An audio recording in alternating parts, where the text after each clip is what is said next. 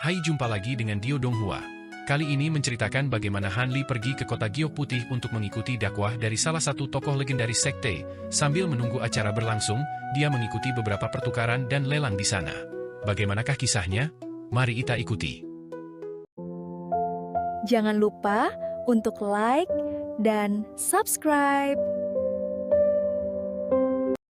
Di suatu tempat di wilayah tengah pegunungan Beltol, semua salju dan es dalam radius ratusan ribu kilometer telah mencair, memperlihatkan hijaunya pepohonan di bawahnya. Langit sejernih dan seterang kristal biru, dan awan putih menggantung di antara pegunungan, sementara cahaya 5 warna yang gemerlap bersinar di langit.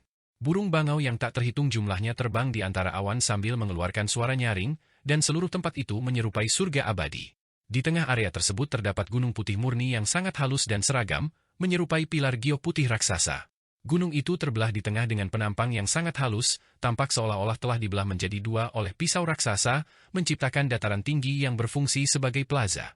Meskipun hanya setengah gunung yang tersisa, plaza putih itu masih terletak jauh di atas awan.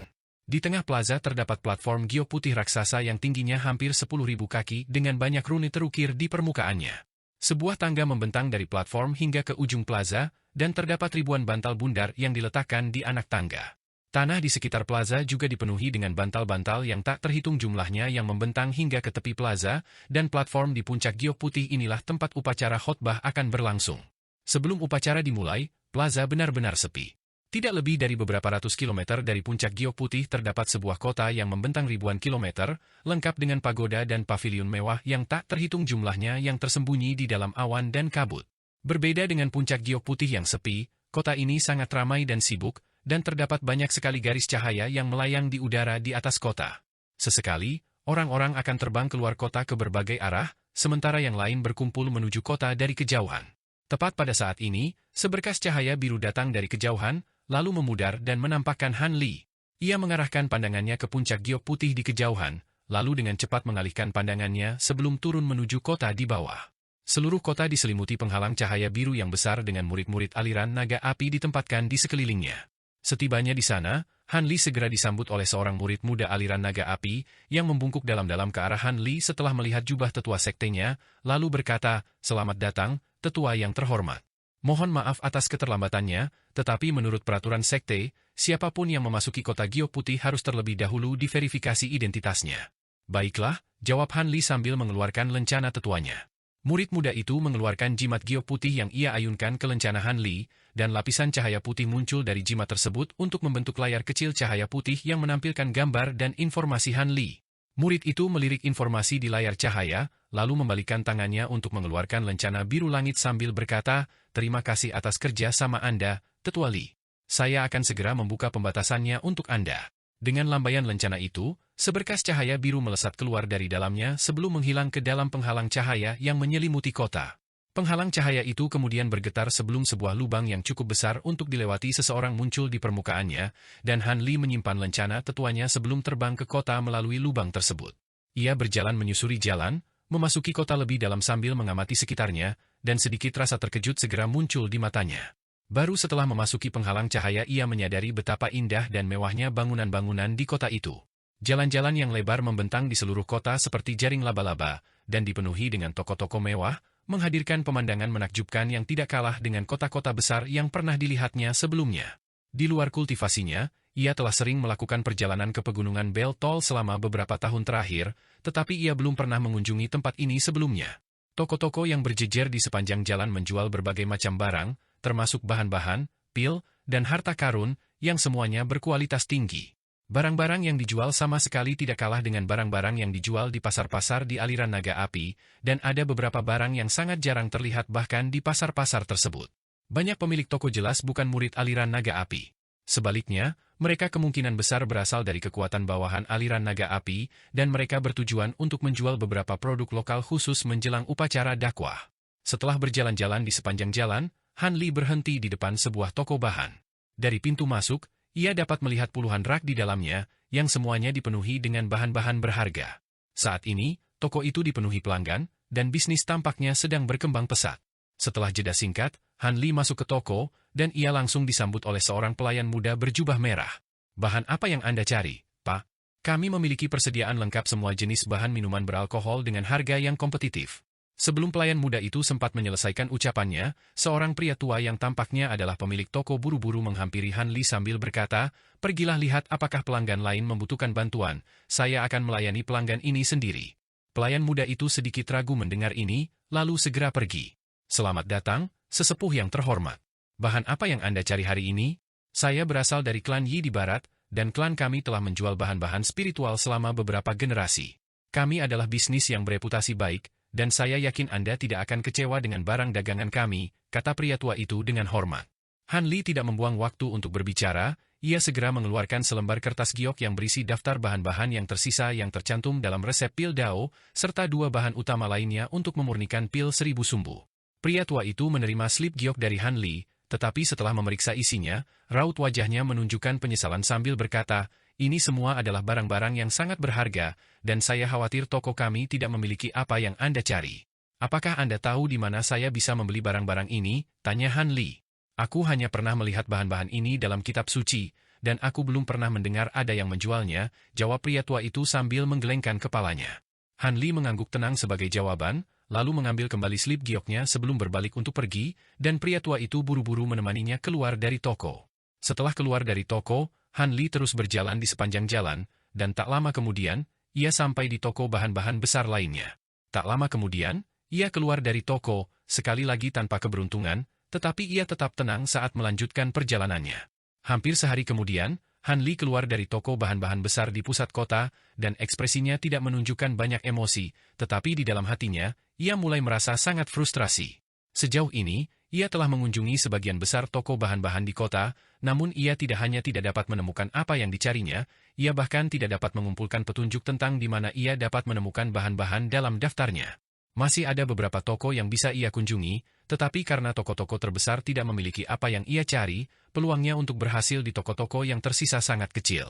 Dengan mengingat hal itu, ia menghela napas pelan dan hendak melanjutkan perjalanan ketika sebuah suara terdengar dari belakangnya. "Saudara Li." Han Li berbalik dan mendapati seorang pria berjubah putih mendekatinya sambil tersenyum, dan itu tak lain adalah Qi Liang. "Lama tidak bertemu, Saudara Qi," sapa Han Li sambil tersenyum. Ia telah menghabiskan sebagian besar waktunya dalam pengasingan, sementara sisanya dihabiskan untuk menyelesaikan berbagai misi, jadi sudah hampir 300 tahun sejak terakhir kali ia bertemu Qi Liang. Qi Liang hendak mengatakan sesuatu ketika matanya tiba-tiba melebar, dan ia terdiam cukup lama sebelum akhirnya menemukan suaranya kembali. "Saudara Li, auramu. Mungkinkah kau sudah mencapai tahap dewa sejati pertengahan?" "Memang. Aku mengalami beberapa keberuntungan selama beberapa abad terakhir, dan baru-baru ini aku berhasil mencapai terobosan," jawab Han Li dengan nada ambigu. Qi Liang dapat merasakan bahwa Han Li tidak ingin banyak bicara tentang masalah ini, jadi dia menahan diri untuk tidak bertanya lebih lanjut. "Aku benar-benar iri, Kakak Li. Kapan kau sampai di sini, Kakak Qi?" tanya Han Li, segera mengganti topik pembicaraan. "Aku sampai di sini beberapa hari yang lalu, dan sejak itu aku menjelajahi kota, tetapi aku belum melihatmu sebelumnya. Mungkinkah kau baru saja tiba? Mengapa kau tidak datang lebih awal? Tempat ini sudah berkembang pesat sejak lama," kata Qi Liang sambil tersenyum. "Sepertinya kau sibuk, Kakak Qi. Niat awalku adalah datang lebih awal, tetapi aku tertunda karena beberapa urusan," jelas Han Li sambil tersenyum. "Kurasa kau tidak benar-benar kehilangan banyak hal. Secara umum, harta karun yang paling berharga hanya akan muncul menjelang upacara khotbah. Ngomong-ngomong, kebetulan aku sedang dalam perjalanan ke acara pertukaran untuk sesama Taois tahap abadi sejati. Apakah kau tertarik untuk ikut?" tanya Qi Liang. Mata Han Li sedikit berbinar mendengar ini, dan dia segera mengangguk sebagai jawaban. "Tentu saja. Aku tahu kau tidak akan melewatkan kesempatan sebagus ini. Tempat acaranya ada di depan sana, dan akan segera dimulai," kata Qi Liang sambil tersenyum dan memimpin jalan. "Aku tidak tahu ada kota semewah ini di sekte ini. Mengapa aku belum pernah mendengar ada yang membicarakannya sebelumnya?" tanya Han Li. "Kota Giok Putih dan Puncak Giok Putih adalah lokasi yang sangat penting di sekte kita, dan dalam keadaan normal, kota ini tertutup untuk umum. Masuk hanya diizinkan pada acara-acara penting seperti upacara khotbah," jelas Qi Liang. "Begitu," jawab Han Li sambil mengangguk. Mereka berdua terus mengobrol, dan setelah berjalan beberapa saat di jalan itu, mereka berbelok ke jalan lain, yang dipenuhi bangunan-bangunan yang lebih mewah dan megah, dan banyak di antaranya diselimuti penghalang cahaya dengan berbagai warna. Han Li memperhatikan bahwa setiap kali para kultivator yang berjalan di jalan itu melirik ke arah bangunan-bangunan ini, mereka selalu melakukannya dengan rasa kagum dan hormat di wajah mereka. Inilah tempatnya, seru Qi Liang sambil berhenti di depan paviliun 3 lantai. Bangunan ini juga diselubungi oleh penghalang cahaya putih yang membuat mustahil untuk melihat ke dalam bangunan, sehingga memberikan aura misteri yang cukup kuat. Qi Liang melangkah maju, lalu membalikan tangannya untuk mengeluarkan lencana putih yang memancarkan cahaya putih samar dengan ukiran desain kalajengking di permukaannya. Dengan lambaian lencana itu, seberkas cahaya putih dilepaskan, dan menghilang ke dalam penghalang cahaya putih dalam sekejap. Sebuah celah segera muncul di penghalang cahaya, dan langsung tertutup setelah Han Li dan Qi Liang melewatinya. Barulah kemudian Han Li dapat melihat paviliun yang terselubung di dalam penghalang cahaya dalam kemegahannya. Itu adalah paviliun 3 lantai yang dibangun dengan rumit, seluruhnya berwarna putih bersih dan tampak terbuat dari sejenis giok khusus. Tergantung di atas pintu masuk paviliun adalah plakat putih yang bertuliskan Paviliun Kalajengking Surgawi dalam huruf besar, dan beberapa desain kalajengking terukir di sekitar tepi plakat, mirip dengan lencana yang dikeluarkan Qi Liang sebelumnya. Acara pertukaran ini diselenggarakan oleh Sekte Kalajengking Surgawi, yang merupakan sekte bawahan dari Dao Naga Api kita. Sekte Kalajengking Surgawi bukanlah sekte yang sangat kuat, tetapi memiliki banyak keahlian dalam semua jenis pembatasan dan penyempurnaan prajurit Dao. Qi Liang memberitahu dengan suara rendah. Han Li mengangguk sebagai jawaban dengan ekspresi merenung. Qi Liang menyimpan lencananya sebelum memasuki paviliun. Perabotan di dalam paviliun cukup mewah, dengan karpet merah yang lebat di lantai dan ukiran naga dan phoenix di dinding putih yang bersih. Ruangan itu juga dikelilingi oleh tirai dan tanaman pot yang dipangkas rapi, menyerupai interior rumah keluarga kaya. Beberapa pelayan wanita berpakaian merah ditempatkan di sekitar ruangan, dan mereka segera memberi hormat kepada Han Li dan Qi Liang. Mereka tampak tidak berbeda dari orang biasa, tetapi sebenarnya, mereka hanyalah pendekar Dao, dan semuanya memancarkan aura yang sebanding dengan kultivator integrasi tubuh. Han Li mengamati para pelayan wanita itu lebih dekat dan mendapati bahwa gerakan mereka sangat alami, dan mata mereka juga sama cerah dan penuh kehidupan seperti orang biasa. Setelah berhasil memurnikan sejumlah prajurit Dao sendiri, ia tentu saja memperoleh pemahaman yang jauh lebih baik tentang prajurit Dao, tetapi meskipun demikian, ia masih tidak dapat menjelaskan bagaimana Sekte Kalajengking Surgawi berhasil memurnikan para pelayan prajurit Dao ini. Prajurit Dao-nya mungkin jauh lebih tangguh dalam pertempuran daripada prajurit Dao ini, tetapi mereka sangat kurang dalam hal kemiripan dengan kehidupan nyata. Tepat pada saat ini, seorang wanita muda muncul dari bagian dalam gedung, dan dia memberi hormat kepada Han Li dan Qi Liang. Bawa kami ke aula pertukaran, instruksi Qi Liang. Baik, silakan ikut saya, senior, jawab wanita muda itu dengan tergesa-gesa, lalu memimpin mereka berdua menaiki tangga ke sebuah aula di lantai 3. Aula itu cukup besar, tetapi benar-benar kosong kecuali beberapa perabot. Di tengah ruangan terdapat layar raksasa yang menampilkan lukisan pemandangan yang sangat realistis, membuat seseorang merasa seolah-olah mereka berada di lokasi pemandangan yang digambarkan. Han Li mengamati sekelilingnya sejenak, kemudian alisnya sedikit mengerut saat dia mengalihkan pandangannya kembali ke layar. Tepat pada saat itu, wanita muda itu mengucapkan mantra sebelum melepaskan seberkas cahaya putih ke layar, dan lapisan cahaya putih tembus pandang langsung muncul di permukaannya. Pemandangan yang digambarkan di layar itu langsung hidup dalam gerakan yang cepat, dan juga memancarkan cahaya hitam yang menyatu dengan cahaya putih untuk membentuk pintu hitam. Secercah rasa ingin tahu terlintas di mata Han Li saat melihat ini. Wanita muda itu terus mengucapkan mantranya sambil membuat segel tangan, dan pintu hitam itu mulai bersinar semakin terang dengan cahaya hitam sambil juga membesar dengan cepat. Bunyi gedebuk terdengar saat pintu hitam itu terbang keluar dari layar, melayang di depannya sebelum terbuka untuk memperlihatkan lorong panjang. Silakan, para senior, aula ada di depan, kata wanita muda itu. Qi Liang mengangguk sebagai jawaban, lalu melambaikan tangan dengan acuh, dan wanita muda itu segera pergi setelah memberi hormat perpisahan. Ayo, kata Qi Liang sambil memimpin jalan memasuki lorong. Han Li melangkah melewati lorong sambil memeriksanya dengan saksama, dan dia dapat mengetahui bahwa lorong itu telah dibuat menggunakan pembatasan ruang yang sangat canggih yang menghasilkan ruang yang sangat stabil. Qi Liang dapat melihat bahwa Han Li tertarik pada lorong yang mereka lewati, dan dia menjelaskan, Sekte Kalajengking Surgawi sangat mahir dalam pembatasan ruang, terutama yang menciptakan area independen. Saya pernah mendengar bahwa banyak area rahasia di sekte kita diciptakan dengan bantuan Sekte Kalajengking Surgawi. Han Li mengangguk sebagai jawaban, tetapi alisnya kemudian sedikit mengerut saat dia bertanya, ini hanya acara pertukaran, bukan kesepakatan rahasia, jadi mengapa mereka bersusah payah mengadakan acara di ruang terpisah ini? Mungkinkah akan ada begitu banyak orang yang hadir sehingga mereka semua tidak muat di aula di luar? Tidak akan banyak orang yang hadir, tetapi Sekte Kalajengking Surgawi selalu memiliki kebiasaan melakukan ini, baik untuk menyediakan area pribadi bagi semua peserta acara, maupun untuk menunjukkan keahlian mereka dalam pembatasan ruang, jelas Qi Liang sambil tersenyum. Begitu, jawab Han Li sambil mengangguk. Ngomong-ngomong, acara pertukaran di sini akan diadakan sekali sehari menjelang upacara khotbah. Jika kau tertarik, aku bisa meminta mereka memberimu lencana kalajengking surgawi juga agar kau bisa datang ke beberapa acara pertukaran berikutnya, kata Qi Liang. Semoga itu tidak terlalu merepotkan, jawab Han Li sambil tersenyum. Tentu saja tidak. Dengan basis kultivasimu yang hebat, sekte kalajengking surgawi akan berebut untuk berteman denganmu. Qi Liang terkekeh. Saat mereka mengobrol, mereka sampai di ujung lorong, di mana mereka tiba di aula samping dan disambut oleh seorang pria tua berjubah biru dengan senyum hangat di wajahnya. Selamat datang, rekan Taois Qi. Bolehkah saya bertanya siapa rekan Taois ini? Ini Tetua Li, teman baikku yang juga berasal dari aliran naga api. Dia selalu mengasingkan diri, jadi sangat sedikit orang yang mengenalnya. Saudara Li, ini rekan Taois Chang He dari sekte kalajengking surgawi, dialah yang akan menjadi penyelenggara acara pertukaran ini. Tampaknya Qi Liang dan pria tua itu sangat akrab satu sama lain. Senang berkenalan dengan Anda, rekan Taois Chang He, kata Han Li sambil menangkupkan tinjunya memberi hormat. Pria tua itu membalas dengan ramah. Senang bertemu denganmu, rekan Taois Li. Saudara Li baru saja tiba hari ini, jadi dia belum memiliki lencana kalajengking surgawi. Anda tidak akan menolaknya karena itu, bukan, rekan Taois Chang He, tanya Qi Liang dengan nada bercanda. Tentu saja tidak, rekan Taois Qi. Rekan Taois Li sangat dipersilakan untuk menghadiri acara pertukaran kami. Ini lencana kalajengking surgawi untukmu, rekan Taois Li. Kami akan mengadakan acara pertukaran setiap hari selama beberapa hari ke depan, jadi silakan datang sesuka hatimu, kata Taois Chang He sambil memberikan lencana putih kepada Han Li. Terima kasih, kata Han Li sambil menerima lencana itu. Sama-sama, rekan Taois Li. Silakan ikuti saya, acara pertukaran akan segera dimulai. Dengan itu, Taois Chang He memimpin rombongan Han Li keluar dari aula samping, dan mereka melewati koridor sebelum tiba di aula utama berbentuk lingkaran. Perabotan di aula utama ini sangat mewah, dan lantai seluruhnya dilapisi dengan jenis material premium yang dikenal sebagai giok pinus hijau. Terdapat juga banyak permata berkilauan yang tertanam di dinding untuk memenuhi seluruh aula dengan cahaya yang mempesona.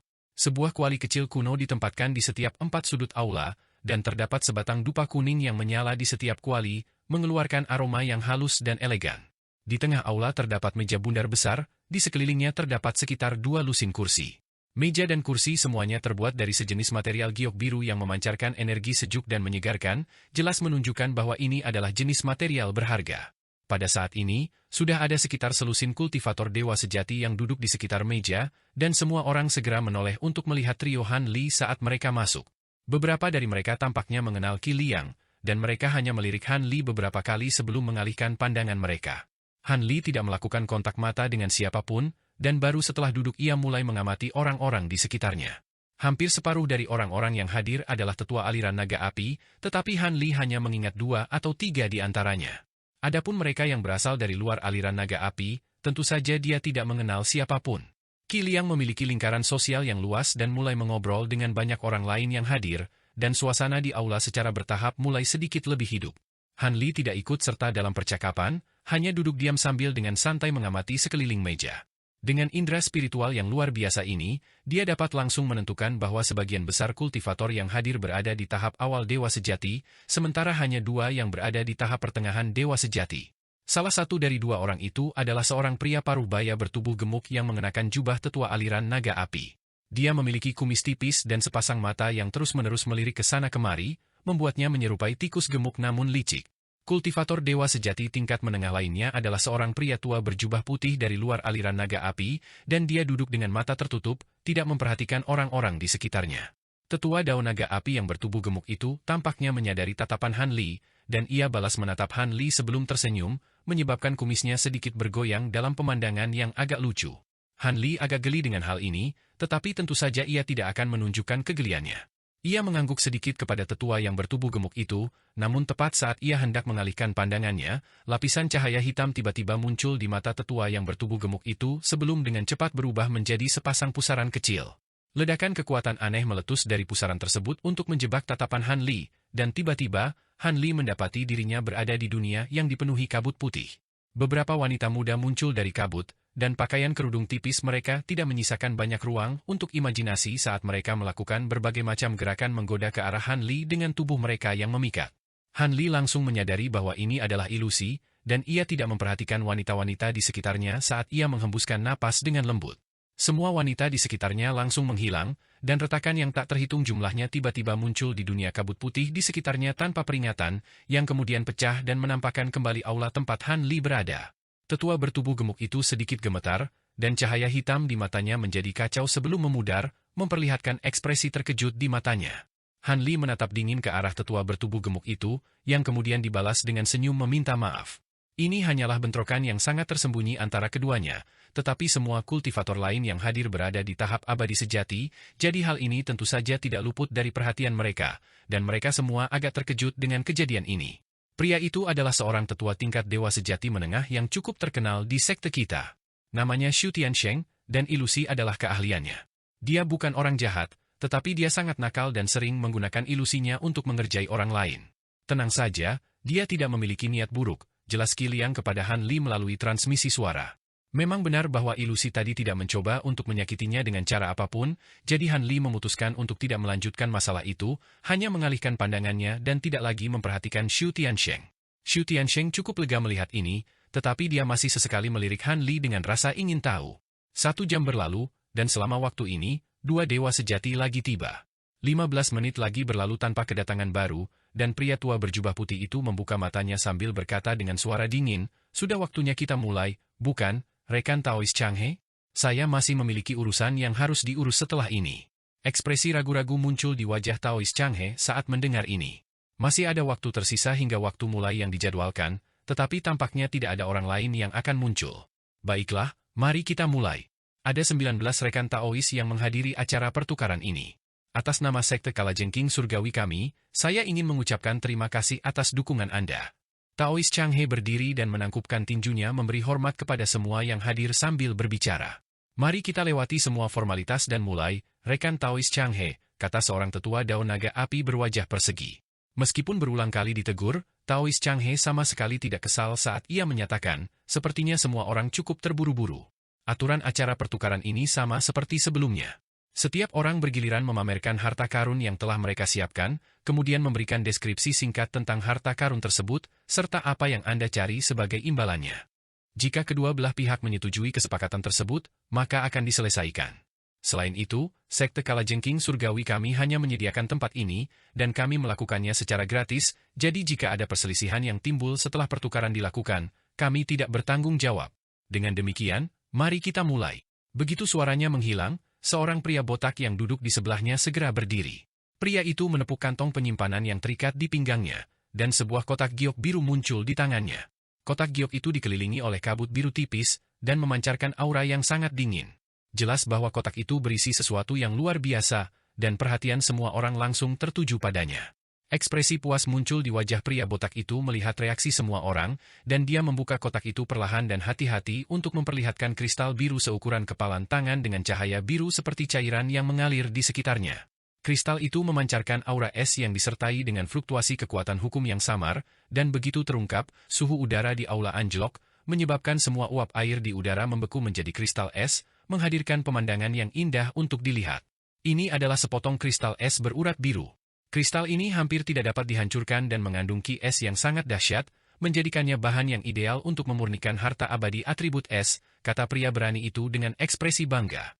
Banyak orang yang hadir jelas tertarik pada kristal itu, tetapi Han Li hanya meliriknya sebelum mengalihkan pandangannya. Bagi dewa sejati biasa, material yang mengandung kekuatan hukum sangat berharga, tetapi ia memiliki banyak barang semacam itu, jadi yang satu ini tidak terlalu menarik baginya. Itu material yang sangat berharga, rekan Taois Sin. Sudahkah Anda mempertimbangkan apa yang Anda inginkan sebagai imbalannya? Tanya Taois Changhe. Saya menginginkan material spiritual atribut logam atau inti binatang iblis dengan kaliber yang sama, jawab pria botak itu. Semua orang terdiam, dan orang-orang yang tertarik pada kristal itu hanya bisa menggelengkan kepala dengan senyum masam.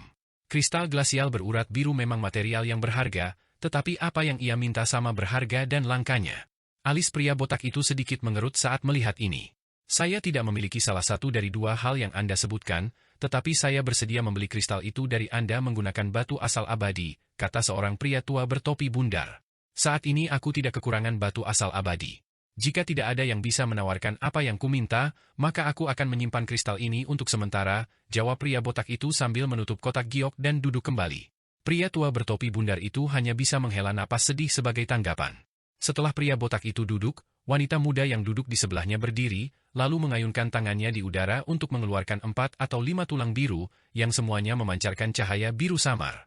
Ini adalah beberapa tulang binatang iblis abadi sejati, dan sebagai gantinya, aku ingin beberapa pil untuk membantu kultivasiku. Bahan-bahan binatang iblis umumnya tidak terlalu berharga, jadi tulang-tulang yang dipajang tidak menarik banyak minat. Namun, ini masih merupakan sisa-sisa binatang iblis tahap abadi sejati, jadi akhirnya diambil oleh seorang daun naga api sebagai ganti 2 botol pil. Setelah wanita muda itu datang Xu Tiansheng. Saudara-saudara Taois, saya membawa serta 49 bendera jiwa yang hilang, yang masing-masing merupakan harta spiritual tersendiri, sementara 3 bendera utama adalah harta spiritual tingkat atas. Ketika dilepaskan sekaligus, 49 bendera jiwa yang hilang sama kuatnya dengan harta abadi pada umumnya. Sebagai gantinya, aku ingin masing-masing 1 buah inti logam iblis mendalam dan kristal air surgawi, Xu Tiansheng menyatakan sambil mengayunkan lengan bajunya di udara, dan 49 bendera hitam seukuran telapak tangan muncul di depannya satu demi satu, dengan 3 diantaranya jelas lebih besar dari yang lain. Xu Tiansheng membuat segel tangan, dan awan gelap yang sehitam tinta meletus dari bendera-bendera itu dan langsung memenuhi seluruh aula. Ledakan lolongan mengerikan juga terdengar dari dalam awan hitam itu, menyebabkan ruang di sekitarnya bergetar. Semua orang cukup takjub melihat ini, dan Han Li juga melirik bendera-bendera itu. Sampai saat ini, bendera-bendera ini adalah barang paling berharga yang telah dipersembahkan, tetapi dia masih tidak tertarik. Namun, banyak kultivator lain yang hadir sangat ingin mendapatkan bendera-bendera ini, dan setelah putaran penawaran yang sengit, bendera-bendera itu akhirnya ditukar dengan sepotong esensi logam iblis mendalam dan 2000 batu spiritual tingkat atas, serta beberapa harta karun lainnya. Barang-barang yang dipersembahkan oleh beberapa orang berikutnya setelah Xu Tiansheng juga cukup luar biasa, dan suasana dalam acara pertukaran tersebut secara bertahap mulai memanas. Sampai saat ini, barang paling berharga yang dipersembahkan adalah 3 bunga ungu yang disebut trompet iblis ungu, dan masing-masing mengandung racun yang cukup untuk membunuh seorang dewa sejati. Pada saat yang sama, bunga-bunga itu merupakan jenis material spiritual yang sangat berharga untuk memurnikan harta abadi atribut racun. Sebagai gantinya, pemilik bunga-bunga itu meminta inti dari binatang iblis tahap dewa sejati yang dikenal sebagai bangau api mahkota merah, tetapi tidak ada seorang pun yang memiliki inti iblis tersebut. Seiring waktu berlalu, suasana dalam acara pertukaran tersebut secara bertahap mencapai puncaknya. Giliran Kili yang tepat sebelum Han Li, dan dia cukup beruntung, menukar sepasang harta spiritual dengan tanaman spiritual berusia 100.000 tahun.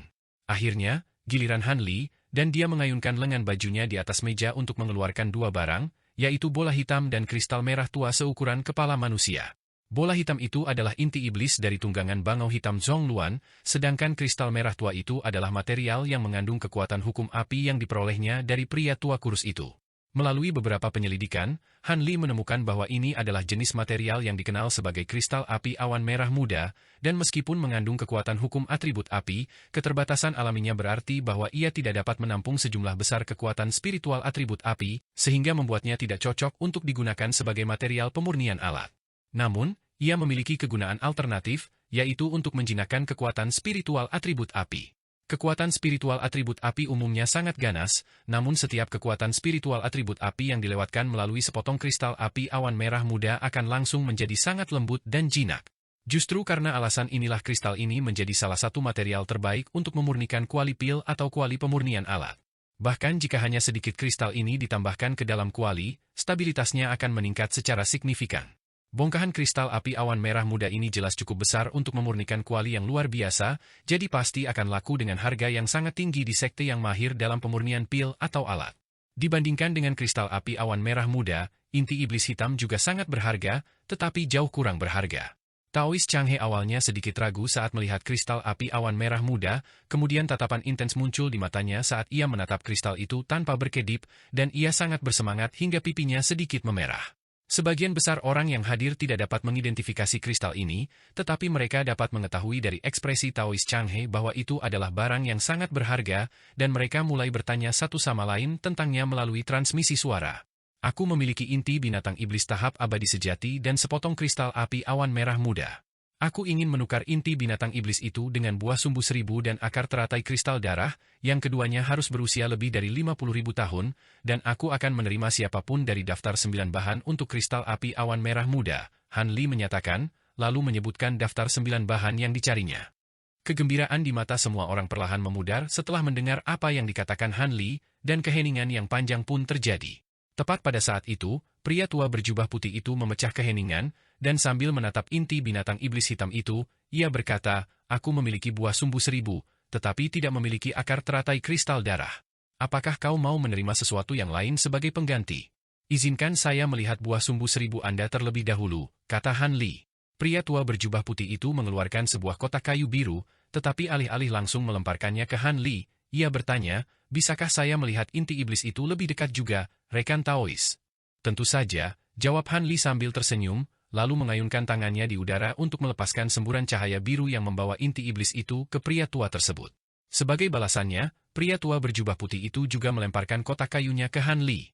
Ada jimat yang menempel pada kotak kayu itu, dan dengan sapuan tangan Han Li, jimat itu terlepas di tengah kilatan cahaya biru, sementara tutupnya terlepas dengan sendirinya. Sebuah buah roh seukuran kepalan tangan emas tergeletak di dalam kotak, dan ada serangkaian pola berbentuk cincin di permukaannya. Buah itu tidak mengeluarkan aroma khusus, tetapi memancarkan aura vitalitas yang luar biasa. Han Li dengan lembut mengambil buah itu untuk diperiksa lebih dekat, lalu mengangguk dengan ekspresi puas.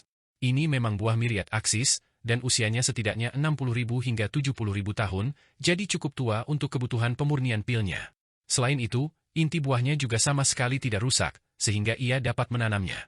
Setelah memeriksa inti iblis hitam itu beberapa saat, pria tua berjubah putih itu jelas juga cukup senang dengan apa yang dilihatnya, dan ia mengayunkan lengan bajunya di udara untuk mengeluarkan 4 atau 5 kotak giok lagi dengan warna berbeda.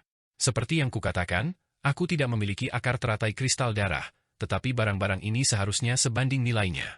Pria tua itu mengayunkan lengan bajunya di udara sekali lagi sambil berbicara, dan semua tutup kotak dibuka untuk memperlihatkan isinya. Han Li melirik barang-barang di dalam kotak, lalu berkata, "Ini memang semua sebanding nilainya dengan akar teratai kristal darah, tetapi aku khawatir tidak ada yang sesuai dengan kebutuhanku, jadi aku akan mengambil beberapa batu asal abadi sebagai gantinya." Setelah pertukaran selesai, Taois Chang He berkata, "Saudara Taois Li, 9 material yang Anda cari sangat langka, dan sepertinya tidak ada yang memilikinya. Bolehkah saya bertanya apakah Anda bersedia menukar kristal api awan merah itu dengan batu spiritual juga?" Saat Taois Chang He berbicara, Han Li memperhatikan sepasang mata lain yang tertuju padanya, dan itu tak lain adalah Xu Tiansheng. Dengan Han Li menatapnya, Xu Tiansheng segera memasang senyum menjilat. Han Li mengalihkan pandangannya, lalu menggelengkan kepalanya dengan ekspresi tegas. "Maaf, tapi saya hanya akan menukar kristal api awan merah ini dengan salah satu dari 9 material yang disebutkan tadi." Taois Chang He cukup kecewa mendengar ini, tetapi dia masih enggan menyerah. "Apakah tidak ada ruang untuk negosiasi sama sekali, rekan Taois Li?" Setelah berpikir sejenak, Han Li berkata, "Saya tidak akan menukar potongan kristal api awan merah ini dengan apapun, tetapi saya memiliki beberapa potongan kecil dari material yang sama yang bersedia saya tukar dengan petunjuk tentang di mana saya dapat memperoleh 1 atau lebih dari 9 material yang saya sebutkan tadi." Dia mengayunkan lengan bajunya di atas meja sekali lagi sambil berbicara, dan sepasang kristal api awan merah seukuran kepalan tangan muncul. Taois Chang He melirik penuh kerinduan pada 2 keping kristal api awan merah muda, tetapi akhirnya duduk kembali dengan ekspresi kalah. Xu Tiansheng juga duduk di kursinya dengan ekspresi muram, sementara Han Li menghela napas dalam hati sebelum menyimpan kembali ketiga kristal api awan merah di atas meja. Acara pertukaran berlanjut, tetapi berbeda dengan kristal api awan merah, semua barang lain yang dipresentasikan tampak biasa saja, dan suasana pun berangsur-angsur meredup. 1 jam kemudian, acara pertukaran berakhir, dan Han Li segera berdiri untuk pergi bersama Qi Liang. Sekali lagi, Taois Chang He bertanya kepada Han Li apakah ia bersedia menukar salah satu dari 2 kristal api awan merah yang lebih kecil dengan barang lain, dan ia mengeluarkan berbagai barang langka dan eksotis untuk dipertimbangkan Han Li. Namun, tidak satu pun dari barang-barang itu menarik minat Han Li, dan yang sangat mengecewakan Taois Chang He, ia ditolak sekali lagi.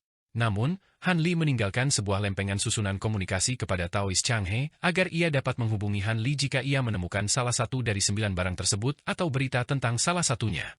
Secercah harapan muncul di hati Taois Chang He, dan ia berjanji akan melakukan yang terbaik, sambil juga memohon kepada Han Li untuk menyimpan 1 atau 2 kristal api awan merah untuknya. Han Li agak terkejut dengan betapa mendesaknya Taois Chang He dalam upayanya mendapatkan kristal api awan merah, dan ia menyetujui permintaannya sebelum berangkat bersama Qi Liang. "Kemana kau akan pergi selanjutnya, Kakak Li?" tanya Qi Liang. "Aku akan pergi ke beberapa tempat lain untuk mencari beberapa bahan. Kesempatan seperti ini tidak datang setiap hari, jadi aku harus memanfaatkannya sebaik mungkin," jawab Han Li. Qi Liang mengangguk sebagai jawaban. Aku juga memiliki beberapa urusan yang harus diurus, jadi aku tidak akan menemanimu lebih jauh, Kakak Li. Hati-hati. Baiklah, kalau begitu sampai jumpa di upacara khotbah, kata Han Li sambil tersenyum, lalu segera pergi. Qi Liang menatap sosok Han Li yang pergi sejenak, lalu menghela napas pelan sebelum beranjak ke arah lain. Han Li berjalan menyusuri jalan untuk beberapa saat sebelum tiba-tiba berhenti, lalu berbalik dengan ekspresi dingin. Kau sudah mengikutiku cukup lama. Ada urusan apa denganmu? Berdiri tidak jauh di belakang Han Li adalah Xu Tiansheng. Saya Xu Tiansheng dari puncak bijak surgawi.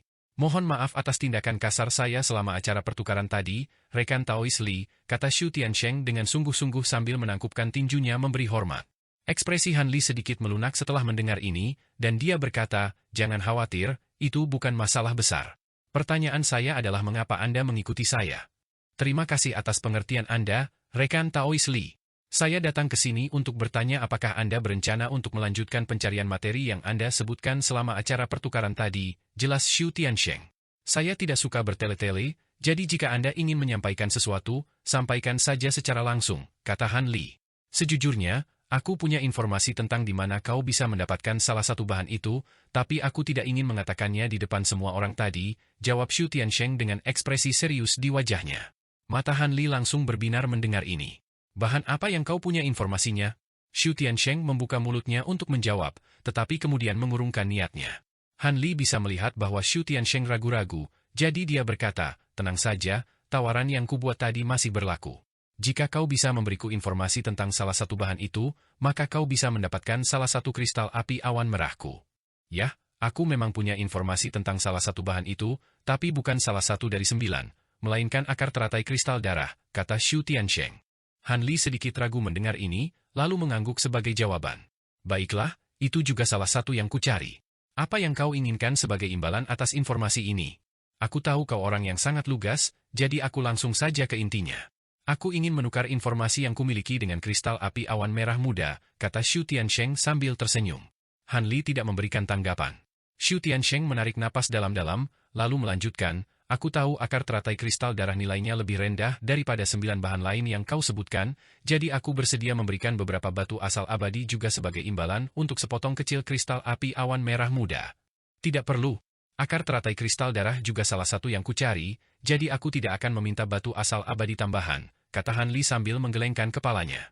Ekspresinya tetap tidak berubah, tetapi sebenarnya dia cukup bersemangat.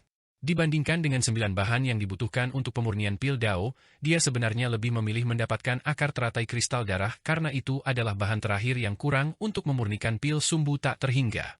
Terima kasih atas kemurahan hatimu, rekan Taois Li. Saat ini, banyak kultivator berkumpul di kota Giok Putih, dan tidak sedikit pula dewa sejati di antara mereka, jadi akan ada banyak lelang dan acara pertukaran lagi. Ada lelang rahasia kelas atas yang akan berlangsung dalam 3 hari, dan hanya mereka yang berada di atau di atas tahap dewa sejati menengah yang dapat hadir. Aku baru mengetahui tentang lelang ini secara kebetulan, dan kudengar akar teratai kristal darah akan menjadi salah satu barang lelang, Xu Tiansheng memberitahu melalui transmisi suara. Ekspresi penasaran muncul di mata Han Li setelah mendengar ini. Fakta bahwa hanya mereka yang berada di atau di atas tahap dewa sejati menengah yang dapat menghadiri lelang berarti bahwa sebagian besar tetua daun naga api tidak akan diizinkan masuk, jadi ini adalah acara yang cukup bergengsi. Melihat kau mampu menghilangkan ilusiku dengan begitu mudah, aku yakin batasan basis kultivasi tidak akan menjadi masalah bagimu, kata Xu Tiansheng dengan gaya bicaranya yang biasanya nakal. Han Li tersenyum lagi. Han Li tidak menghiraukan upaya terang-terangan untuk mengorek tingkat kultivasinya itu, ia hanya mengangguk sebagai jawaban. Baiklah, aku pasti akan menghadiri lelang ini, dan aku akan memberimu kristal api awan merah jika akar teratai kristal darah benar-benar muncul. Secercah kegembiraan terpancar dari mata Xu Tiansheng saat mendengar ini, dan dia mengangguk sambil berkata, bagus. Aku akan menemuimu kembali di sini siang hari ini, 3 hari lagi. Setelah itu, dia segera mengucapkan selamat tinggal kepada Han Li, dan keduanya berpisah. Hari berlalu dengan cepat, dan di malam hari, serangkaian batu permata berbentuk bulan sabit besar muncul di seluruh kota Giok Putih, memancarkan cahaya putih terang yang membuat kota itu sama terangnya seperti di siang hari. Semua bangunan di kota juga menyala, dan dengan langit malam sebagai latar belakang, seluruh kota tampak lebih memikat dan megah daripada di siang hari. Tepat pada saat ini, Han Li keluar dari salah satu toko di kota. Dia telah mengunjungi semua toko bahan yang tersisa di kota karena harapan daripada keyakinan, dan benar saja, dia tidak menemukan bahan yang dia cari. Dia sudah siap menghadapi kemungkinan ini, tetapi dia tetap merasa sedikit kecewa, dan dia tidak punya pilihan selain menaruh harapannya pada lelang pribadi dan acara pertukaran.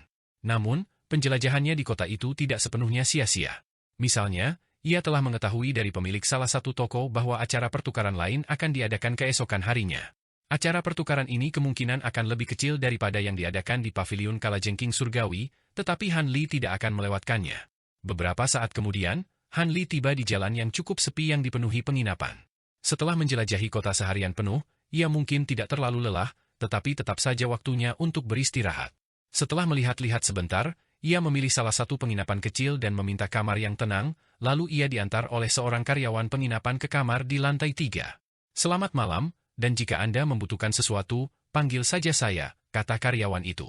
Han Li melirik sekeliling kamar dan mendapati bahwa kamar itu sesuai dengan keinginannya, lalu ia memberi karyawan itu batu spiritual sebagai tips sebelum melambaikan tangan dengan acuh tak acuh, memberi isyarat agar ia pergi. Karyawan itu sangat gembira dan membungkuk sebagai tanda terima kasih sebelum segera pergi. Han Li baru saja akan menutup pintu ketika suara langkah kaki terdengar di dekatnya, dan seorang wanita berbaju merah lewat di depan kamarnya. Wajah wanita itu tertutup kerudung, tetapi dia tampak masih sangat muda dan memiliki sosok yang luar biasa. Kota Giok Putih adalah kota yang cukup besar, tetapi karena banyaknya kultivator di kota itu, sebagian besar penginapan kemungkinan besar sudah penuh. Wanita berbaju merah itu melirik Han Li, lalu dengan cepat melewatinya dan menghilang di koridor. Sedikit kebingungan muncul di mata Han Li saat dia melihat sosoknya yang pergi. Wanita itu telah menyembunyikan auranya sendiri, tetapi dengan indera spiritual Han Li yang luar biasa, dia dapat langsung mendeteksi bahwa dia adalah kultivator dewa sejati.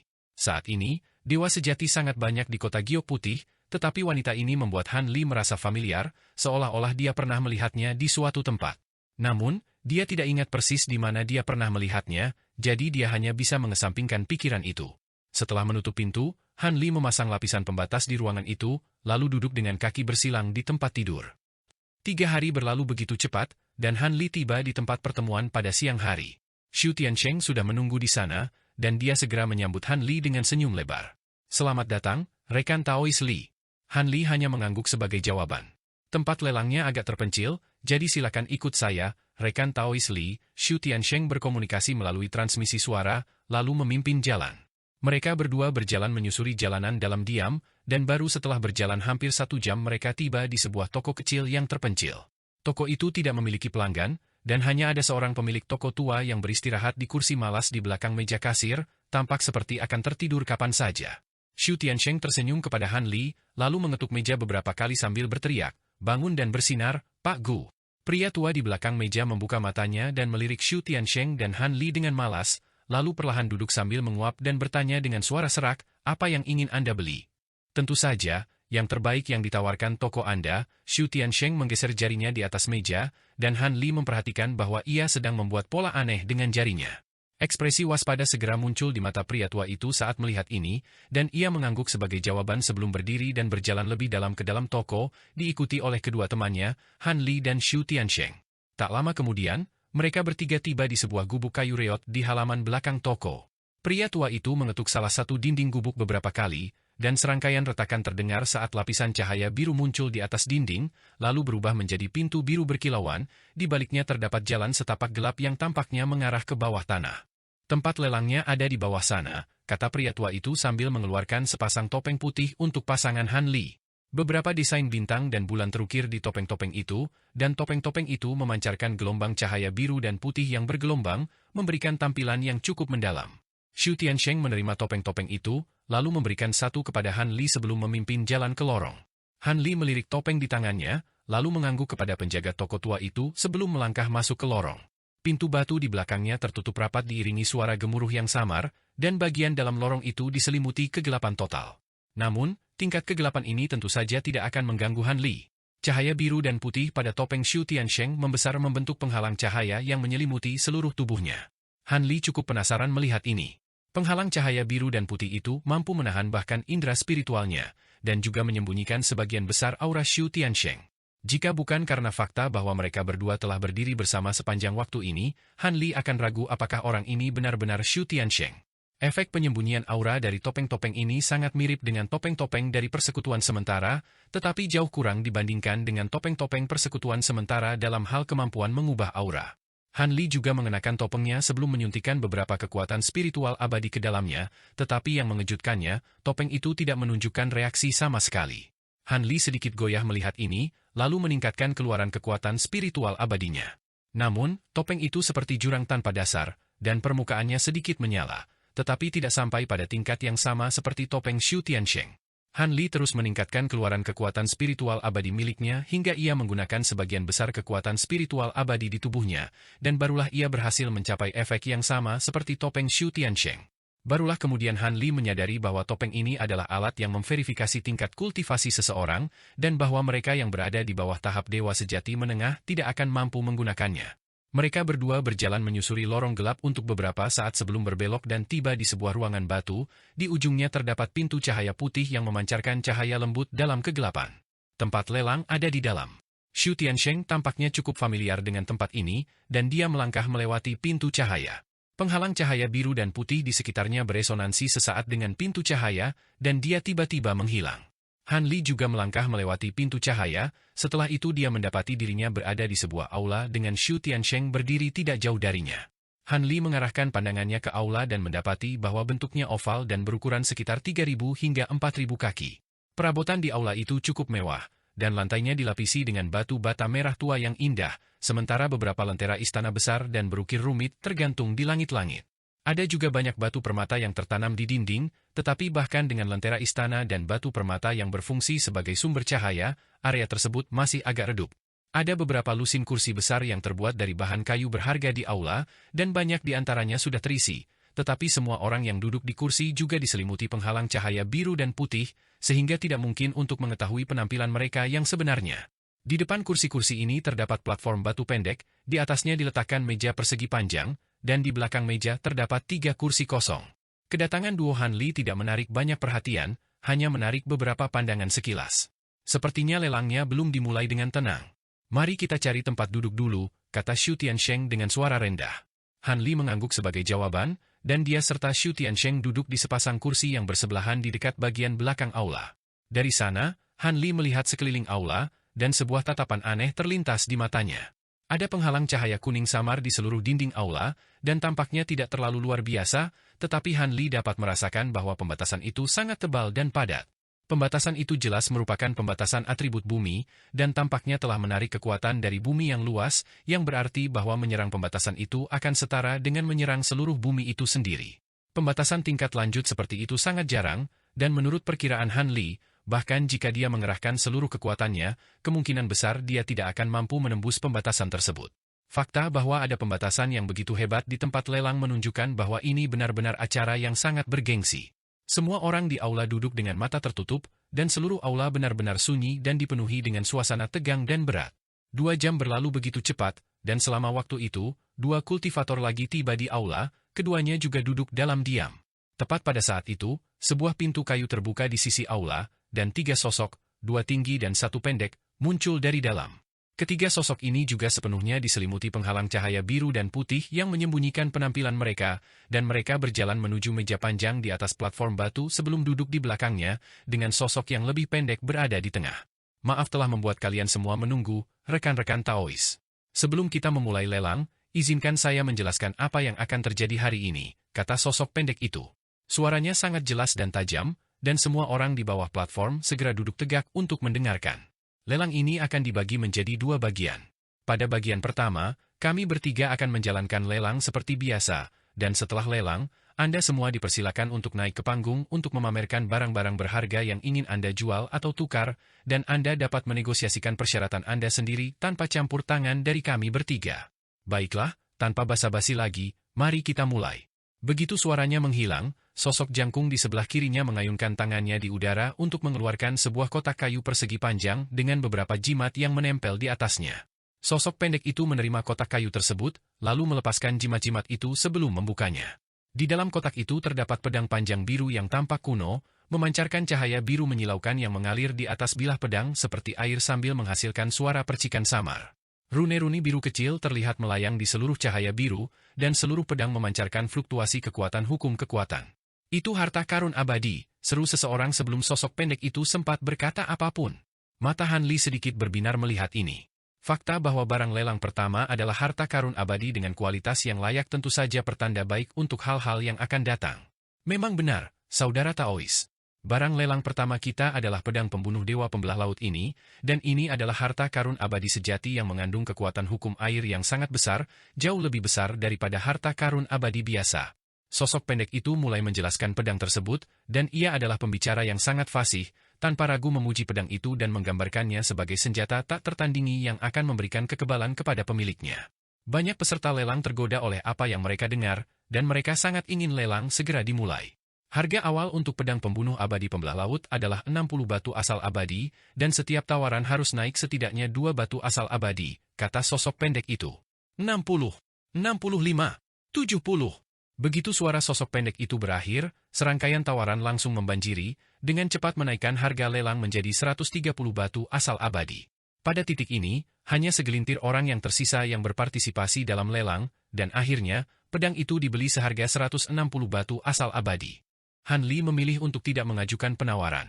Meskipun benar bahwa pedang pembunuh dewa pembelah laut mengandung kekuatan hukum yang sangat besar, ia dapat merasakan bahwa kekuatan hukum di dalamnya sedikit kacau, menunjukkan bahwa ada sesuatu yang salah selama proses pemurnian, sehingga harga jualnya melebihi harga yang seharusnya.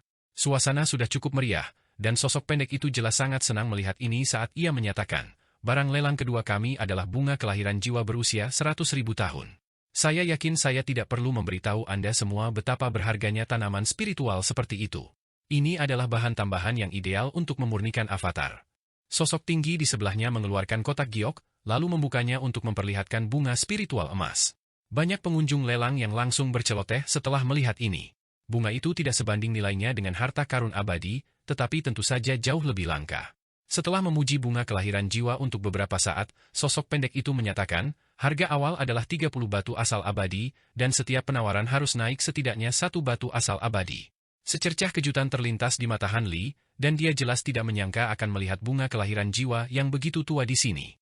Dia masih memiliki beberapa benih bunga kelahiran jiwa, jadi dia tentu saja tidak berniat untuk menawar bunga itu, tetapi tampaknya Xu Tiansheng sangat ingin mendapatkan bunga itu, dan dia ikut serta dalam perang penawaran. Namun, setelah beberapa putaran penawaran, harganya dengan cepat naik menjadi lebih dari 80 batu asal abadi, dan Xu Tiansheng hanya bisa keluar dari perang penawaran. Pada akhirnya, bunga itu terjual seharga 95 batu asal abadi, yang sangat membuat Han Li penasaran. Dia tidak menyangka bunga kelahiran jiwa dapat mencapai harga setinggi itu bahkan di benua awan kuno. Dengan memiliki botol pengendali surga, ia dapat mematangkan beberapa bunga kelahiran jiwa kapan saja, tetapi semua tanaman spiritual yang disirami cairan spiritual botol pengendali surga diresapi dengan jejak kekuatan hukum waktu, yang membuat penjualan tanaman spiritual tersebut cukup berisiko dan hanya sesuatu yang dapat ia lakukan sebagai upaya terakhir. Dengan mengingat hal itu, Han Li hanya bisa menghela napas dalam hati. Lelang berlanjut, dan sekitar 20 hingga 30 barang dilelang dalam sekejap. Semua barang lelang sangat berharga, tidak satu pun yang terjual di bawah 50 batu asal abadi, tetapi akar teratai kristal darah masih belum muncul. Han Li mulai sedikit khawatir, dan Xu Tiansheng juga sedikit gelisah. Apakah Anda yakin sumber Anda benar, rekan Taois Xu? Tanya Han Li melalui transmisi suara. Saya yakin. Saya memiliki beberapa hubungan dengan kekuatan di balik lelang ini, dan tidak mungkin mereka akan berbohong kepada saya, jawab Xu Tiansheng dengan tergesa-gesa. Han Li tidak memberikan tanggapan kepada Xu Tiansheng, tetapi pikirannya bergejolak. Pada titik ini dalam lelang, nilai barang-barang lelang secara bertahap mulai meningkat, kecuali beberapa barang yang melawan tren ini. Akar teratai kristal darah adalah tanaman spiritual yang cukup berharga, tetapi nilainya sudah sedikit lebih rendah dibandingkan dengan beberapa barang lelang sebelumnya, sehingga tampaknya semakin kecil kemungkinannya untuk muncul. Pikiran yang sama tampaknya juga terlintas di benak Xu Tiansheng, dan dia menjadi semakin gelisah. Lagi pula, jika akar teratai kristal darah tidak muncul dalam lelang, maka dia tidak akan bisa mendapatkan kristal api awan merah dari Han Li, dan kemungkinan besar dia juga akan kehilangan kepercayaan dari Han Li. Pada saat ini, sebuah barang baru saja dilelang, dan barang baru dikeluarkan untuk menggantikannya.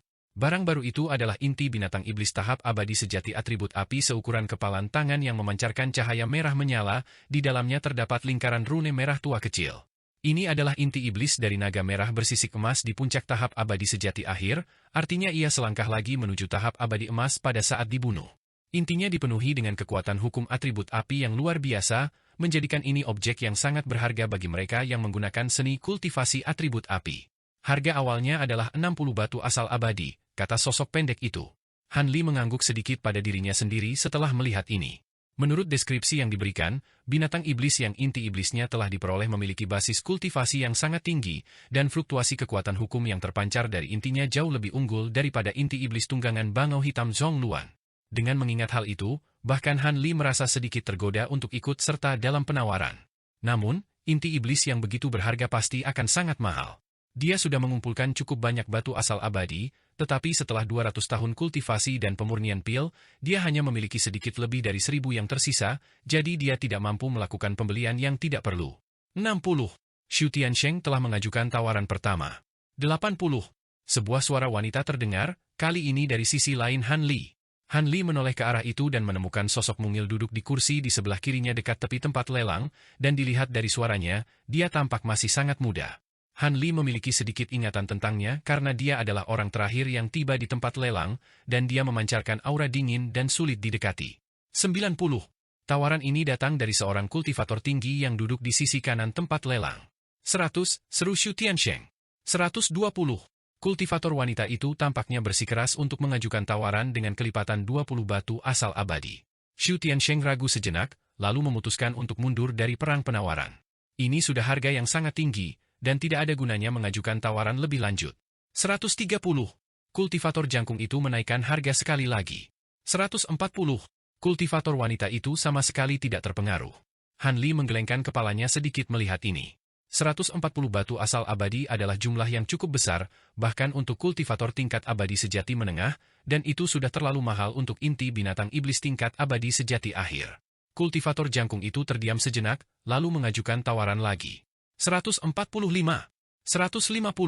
Sedikit nada meremehkan muncul dalam suara kultivator wanita itu, dan dia sepertinya kehilangan kesabarannya. Kali ini, kultivator jangkung itu akhirnya terdiam dan tidak mengajukan tawaran lebih lanjut. Semua orang yang hadir segera menoleh ke kultivator wanita itu sambil menggelengkan kepala, tetapi dia hanya mengabaikan mereka. Sosok pendek di atas panggung lelang itu tentu saja sangat senang, dan dia dengan cepat mengumumkan penjualan inti iblis tersebut. Inti iblis tingkat dewa sejati adalah benda yang sangat berharga, tetapi barang lelang berikutnya bahkan lebih berharga, jadi pastikan Anda tidak melewatkannya, kata juru lelang pendek itu sambil mengayunkan tangannya di udara, dan sebuah kotak giok merah tua besar muncul di atas panggung. Seluruh kotak itu memancarkan lapisan cahaya merah tua transparan, serta aroma manis samar yang tercium di udara ke segala arah. Juru lelang pendek itu membuat segel tangan, dan tutup kotak giok itu terbang sendiri di tengah kilatan cahaya. Di dalam kotak itu terdapat akar teratai merah tua yang kira-kira setebal lengan manusia. Akar itu terawetkan dengan sangat baik, bahkan kumis pada akarnya pun tidak rusak sedikit pun. Selain itu, akar teratai itu berkilauan dan transparan, tampak seolah-olah diukir dari giok darah. Akar teratai itu memancarkan cahaya merah tua lembut yang membentuk pita cahaya merah tua beberapa inci di atasnya, dan aroma manis yang kaya yang dipancarkannya cukup menyegarkan bahkan bagi semua kultivator dewa sejati tingkat menengah yang hadir. Xu Tiansheng sangat gembira dan lega melihat ini, begitu pula Han Li. Sepertinya dia telah salah menilai. Akar teratai kristal darah memang sangat sulit ditemukan, tetapi selama usianya tidak lebih dari 50.000 tahun, nilainya akan rendah dibandingkan dengan beberapa barang lelang sebelumnya. Namun, yang satu ini jelas berusia tidak kurang dari 100.000 tahun. Namun, di saat berikutnya, alisnya tiba-tiba sedikit mengerut. Dia memperhatikan detail halus, yaitu ada area abu-abu pada akar teratai kristal darah seukuran kuku jari, dan tampaknya area tersebut telah terkontaminasi. Ini adalah akar teratai kristal darah. Biasanya, akar teratai kristal darah tidak akan muncul di tahap akhir lelang ini, tetapi yang satu ini sudah berusia 150.000 tahun, menjadikannya spesimen yang sangat langka. Saya yakin beberapa dari Anda sudah memperhatikan bintik abu-abu ini pada akar teratai. Ini bukan akibat dari kerusakan pada akar teratai. Sebaliknya, ini adalah tanda kekerabatan yang langka, kata juru lelang yang bertubuh pendek itu. Banyak peserta lelang langsung berceloteh setelah mendengar ini. Beberapa dari Anda mungkin tidak menyadari apa itu tanda kekerabatan. Pada dasarnya, jika dua obat spiritual tumbuh terlalu dekat satu sama lain, kekuatan spiritual mereka akan saling memengaruhi, sehingga menghasilkan munculnya tanda kekerabatan, lanjut juru lelang yang bertubuh pendek itu. Menurut pengetahuan saya, tanda kekerabatan bisa baik atau buruk, dan dalam kasus buruk, energi dalam obat spiritual akan menjadi sangat kacau dan lemah, sehingga sama sekali tidak dapat digunakan, kata salah satu peserta lelang. Meskipun tubuhnya tersembunyi di dalam penghalang cahaya biru dan putih, seperti orang lain, tampaknya ia adalah individu yang cukup gemuk. Memang benar, saudara Taois. Tanda kekerabatan dapat memiliki efek yang berbeda pada obat-obatan spiritual, tetapi akar teratai ini telah kami minta dinilai oleh para ahli dalam pertanian tanaman spiritual, dan mereka telah menentukan bahwa tanda kekerabatan ini memiliki pengaruh positif. Energi dalam akar teratai kristal darah tidak hanya tidak kacau sedikit pun, tetapi juga sangat murni dan padat, jadi kalian semua dapat tenang, jawab juru lelang bertubuh pendek itu. Pengumuman ini diikuti oleh riuh rendah obrolan lainnya. Harga awal untuk barang ini adalah 80 batu asal abadi, dan setiap tawaran berikutnya harus naik minimal 5 batu asal abadi, kata juru lelang yang bertubuh pendek itu. 85, 90, 100. Karakteristik khusus yang konon dimiliki akar teratai kristal darah membuatnya menjadi barang yang lebih diinginkan oleh semua orang. Tidak hanya sebagai tanaman spiritual yang luar biasa untuk nutrisi tubuh, tetapi juga sebagai harta karun yang sangat berharga bagi siapapun yang menggunakan seni kultivasi penyempurnaan tubuh, dan bahkan sebelum Han Li mengajukan satu tawaran pun, harganya sudah melebihi angka 3 digit. Han Li hanya duduk diam di kursinya, seolah sedang merenungkan sesuatu. Ia bertekad untuk mendapatkan akar teratai kristal darah ini, tetapi alih-alih terburu-buru mengajukan penawaran sekarang, ia akan memasuki perang penawaran di akhir. Ia menoleh ke Xu Tiansheng sambil berkata, sepertinya sumbermu benar. Ini untukmu. Ia membalikan tangannya untuk mengeluarkan kristal api awan merah seukuran kepalan tangan sambil berbicara, lalu menawarkannya kepada Xu Tiansheng. Mereka duduk di dekat bagian belakang tempat acara, dan tidak banyak orang di sekitar mereka, jadi mereka tidak perlu menyembunyikan apa yang mereka lakukan. Kultivator wanita yang telah membeli inti iblis atribut api kebetulan melihat ke arah mereka saat ini, dan ia segera duduk tegak saat melihat kristal api awan merah. Xu Tiansheng sangat gembira, dan ia segera menerima kristal itu. Terima kasih, rekan Taois. Han Li tidak memberikan tanggapan saat ia mengalihkan perhatiannya kembali ke lelang yang sedang berlangsung. Setelah beberapa putaran penawaran, harga telah naik hingga 150 batu asal abadi, dan penawaran itu dilakukan oleh sosok gemuk yang tadi. Setelah penawaran ini, semua penawar lainnya terdiam. 160. Han Li akhirnya memberikan penawaran pertamanya. Pria gemuk itu menoleh untuk meliriknya, lalu mendengus dingin sambil berseru, 170. 190. Suara Han Li tetap tenang dan datar, dan tampaknya ia memiliki kepercayaan diri yang mutlak. Pria gemuk itu ragu sejenak, lalu memberikan penawaran lain. 200. Alis Han Li sedikit mengerut melihat ini, dan ia tidak ingin ini berlarut-larut lagi, jadi ia memutuskan untuk mengambil tindakan tegas sekali dan untuk selamanya. 250. Xu Tiansheng menoleh ke arah Han Li dengan ekspresi terkejut, begitu pula banyak pengunjung lelang lainnya. Akar teratai kristal darah berusia 150.000 tahun memang sangat berharga, tetapi harga yang harus dibayar terlalu mahal. Han Li tidak mempedulikan orang lain, dan meskipun ia menatap langsung akar teratai kristal darah di atas panggung, ia juga mengawasi sosok gemuk itu dari sudut matanya. Kali ini, sosok gemuk itu ragu-ragu sekali lagi sebelum memutuskan untuk menyerah. Juru lelang yang pendek itu sudah sangat senang dengan harga ini, dan karena tidak ada tawaran lebih lanjut, ia menyatakan akar teratai kristal darah telah terjual kepada Han Li. Han Li menghela napas lega dalam hati saat ekspresi gembira muncul di matanya. Ia akhirnya mengumpulkan semua bahan yang dibutuhkan untuk memurnikan pil sumbu 1000, dan yang ia butuhkan hanyalah sepotong akar teratai kristal darah untuk menumbuhkan lebih banyak lagi. Saat pikiran-pikiran itu melintas di benaknya, barang lelang berikutnya pun dikeluarkan. Itu adalah sebuah karya seni yang menggambarkan gunung, sungai, dan istana. Gulungan yang berisi karya seni itu berwarna biru, dan memancarkan aura es. Jelas itu adalah harta karun yang luar biasa, dan energi es yang dipancarkannya juga diselingi dengan fluktuasi hukum, menunjukkan bahwa itu adalah harta karun abadi. Namun, salah satu sudut gulungan itu sedikit rusak, dan itu adalah satu-satunya kekurangan. Ini adalah harta karun abadi bernama lukisan pemandangan es mendalam. Ia mengandung energi es mendalam yang sangat dahsyat dan dapat melepaskan beberapa jenis serangan es. Sayangnya, sedikit rusak. Harga awalnya adalah 65 batu asal abadi, kata juru lelang yang bertubuh pendek itu. Mata Han Li sedikit berbinar melihat gulungan biru itu. Ini memang harta karun yang cukup hebat, yang kekuatannya tidak kalah dengan pedang abadi biru sebelumnya, dan fakta bahwa itu adalah gulungan menunjukkan bahwa itu pasti lebih serbaguna daripada pedang dan jauh lebih sulit untuk dimurnikan. Meskipun sedikit rusak, itu masih merupakan harta karun yang cukup kuat, dan pada saat ini, penawaran sudah dimulai, dengan harga yang dengan cepat naik menjadi 90 batu asal abadi. 95. Han Li juga telah mengajukan penawaran.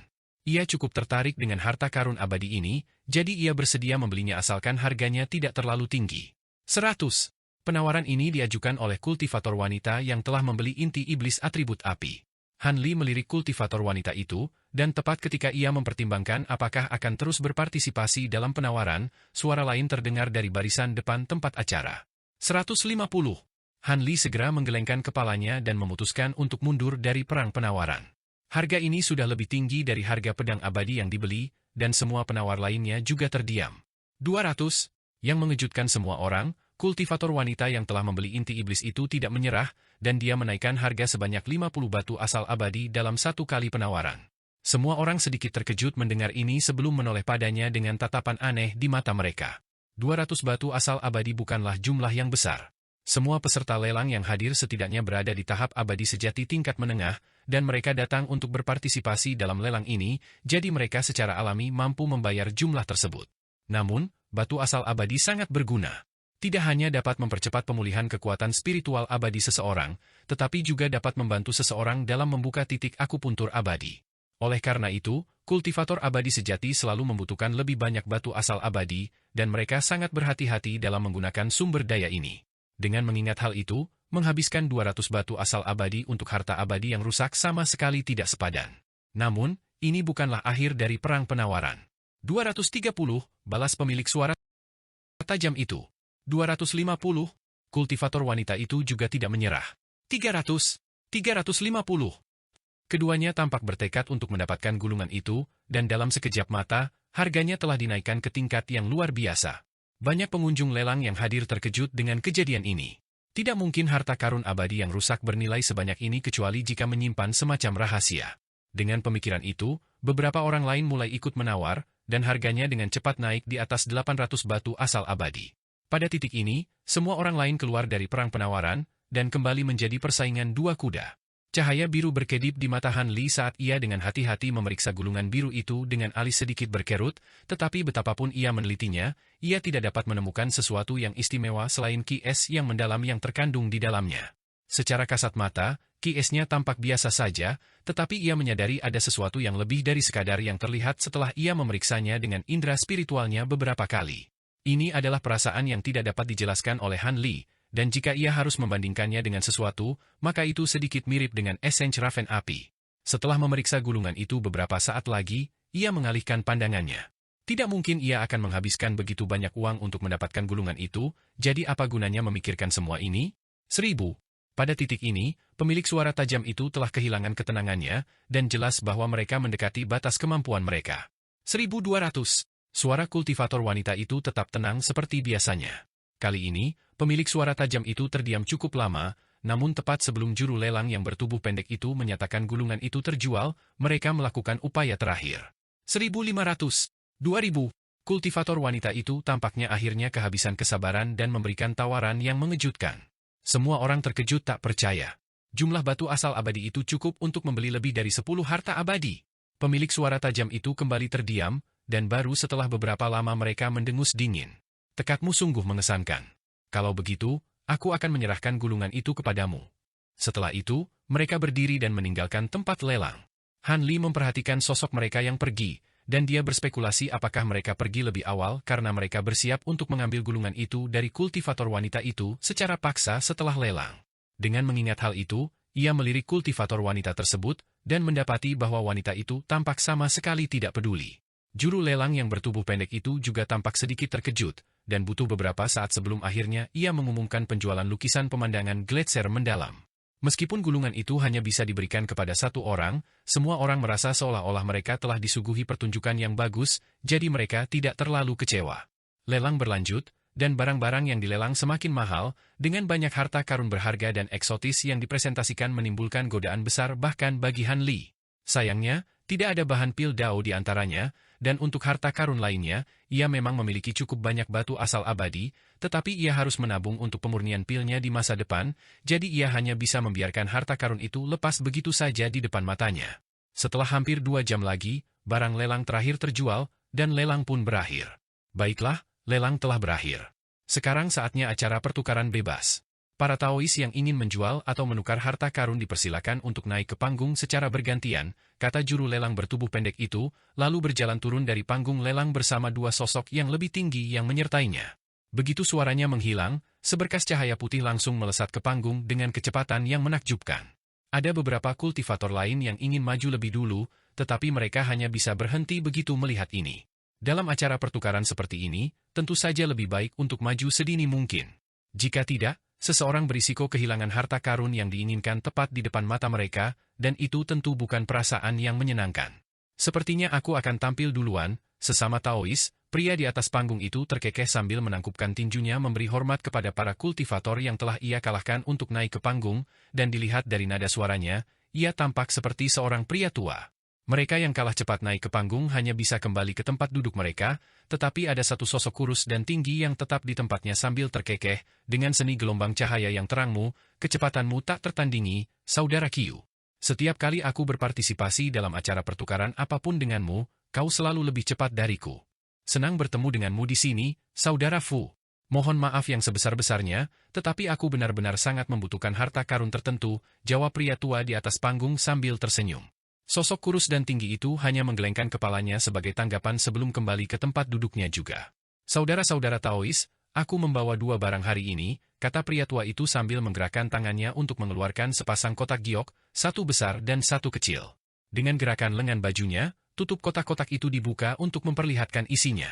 Di dalam kotak giok yang lebih besar terdapat tanaman roh yang tingginya sekitar 1 kaki dan menyerupai tunas bambu dengan hanya 12 daun, tetapi yang luar biasa adalah setiap daunnya memiliki warna yang berbeda, dan semuanya juga sedikit bercahaya. Ini adalah bambu roh surgawi yang hanya tumbuh 1 daun setiap 10.000 tahun, jadi ini adalah spesimen berusia 120.000 tahun. Mengenai kegunaannya, saya yakin semua orang sudah tahu, jadi saya tidak akan membuang waktu semua orang dengan penjelasan. Segera setelah itu, tetua itu membuka kotak giok lainnya untuk memperlihatkan pasir emas halus yang memancarkan cahaya keemasan yang begitu menyilaukan sehingga terlalu terang untuk dilihat langsung.